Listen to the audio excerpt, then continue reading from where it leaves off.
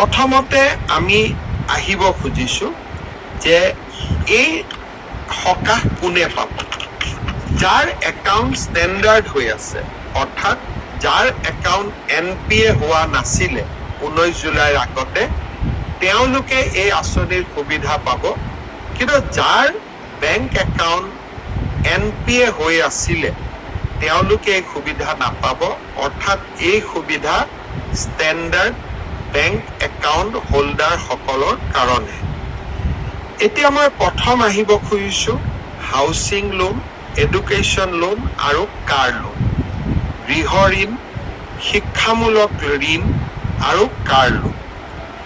এই তিনিওটা কেটেগৰীৰ বাবে আমি আপোনালোকৰ যিটো মৰেটৰিয়াম, যে লোন ঘূৰাই দিয়া যিটো প্ৰক্ৰিয়া, যাক আমি যেতিয়া আমি তাক সামূহিকভাৱে সকাহ দিওঁ তাক মৰেটৰিয়াম বুলি কোৱা হয়। অৰ্থাৎ হাউচিং লোন, এডুকেশ্যন লোন আৰু কাৰ লোনৰ ক্ষেত্ৰত আমি 6 মাহৰ বাবে মৰেটৰিয়াম ঘোষণা কৰিছো আজি আমাৰ SLBC হোৱা সিদ্ধান্ত অনুসৰি।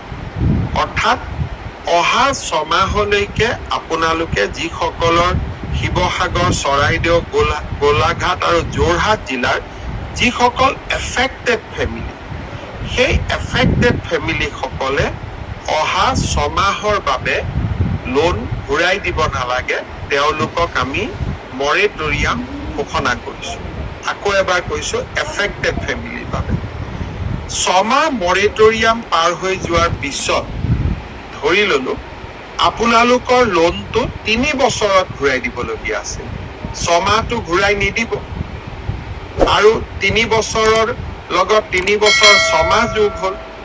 প্ৰয়োজন হলে ঘূৰাই দিয়াৰ সীমা আৰু এবছৰ আপোনালোকে বঢ়াই ল'ব পাৰিব।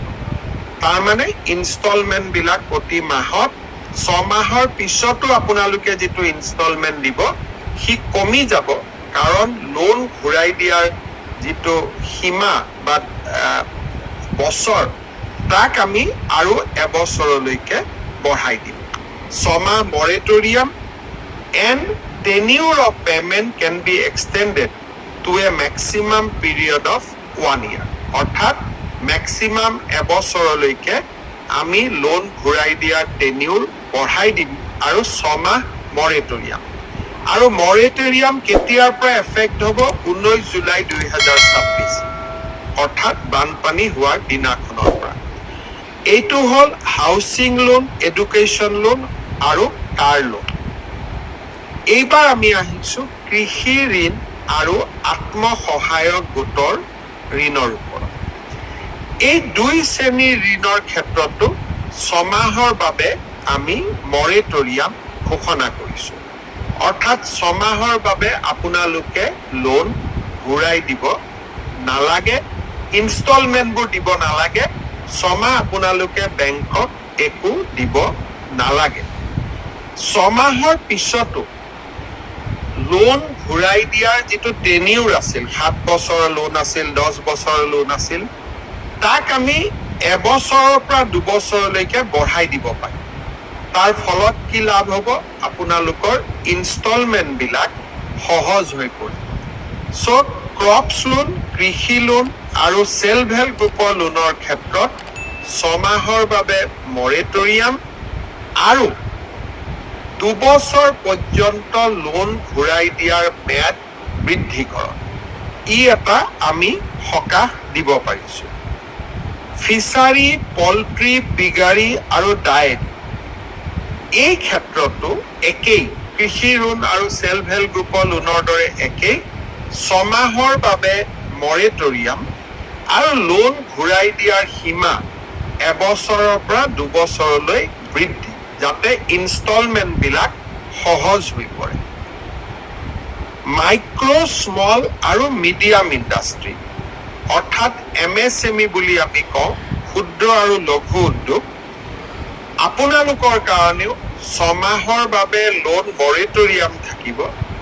আৰু এইবিলাক লোন যিহেতু যথেষ্ট ডাঙৰ লোন, সেইকাৰণে লোন ঘূৰাই দিয়াৰ সীমা 3 পৰা 7 বছৰলৈ আমি বৃদ্ধি কৰিব সিদ্ধান্ত লৈছো।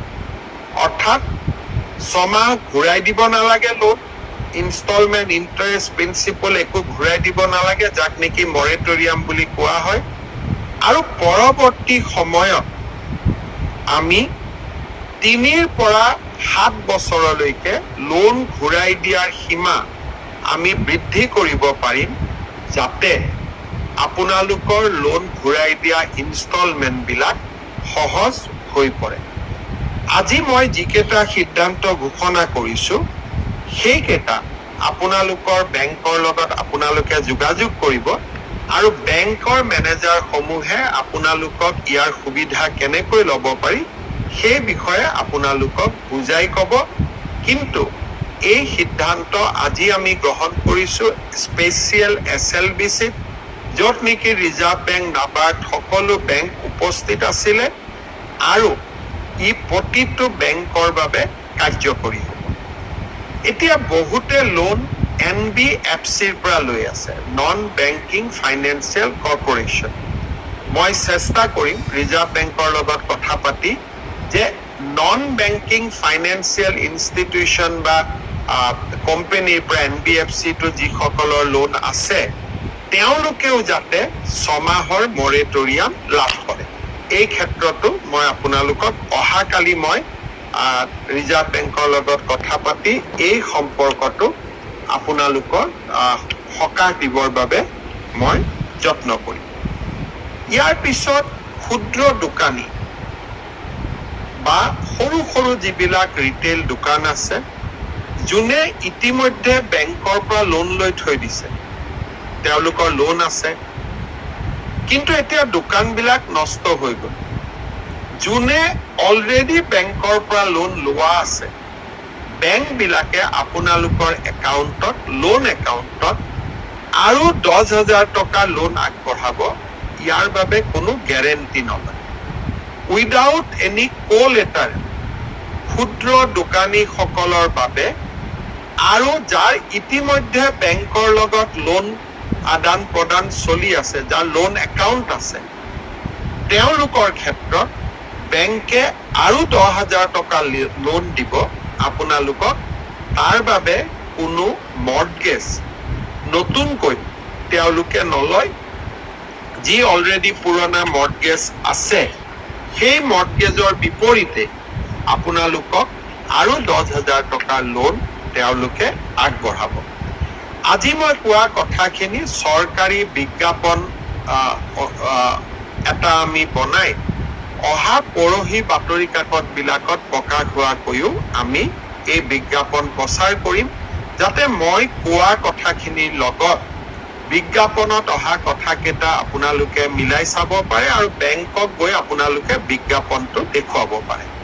শ্ৰদ্ধাৰ ৰাইজ, এই বিপদৰ সময়ত প্ৰধানমন্ত্ৰী ডাঙৰীয়া আৰু আমাৰ চৰকাৰখন আপোনালোকৰ লগত থিয় হৈ থাকিব আৰু বেংকৰ লোনৰ সম্পৰ্কত 6 মাহৰ মৰেটৰিয়াম 19 জুলাইৰ পৰাই কাৰ্যকৰী হোৱাৰ পৰিপ্ৰেক্ষিতত লোন ঘূৰাই দিয়াৰ চিন্তা আপোনালোকে অন্ততঃ 6 মাহলৈকে কৰিব নালাগে।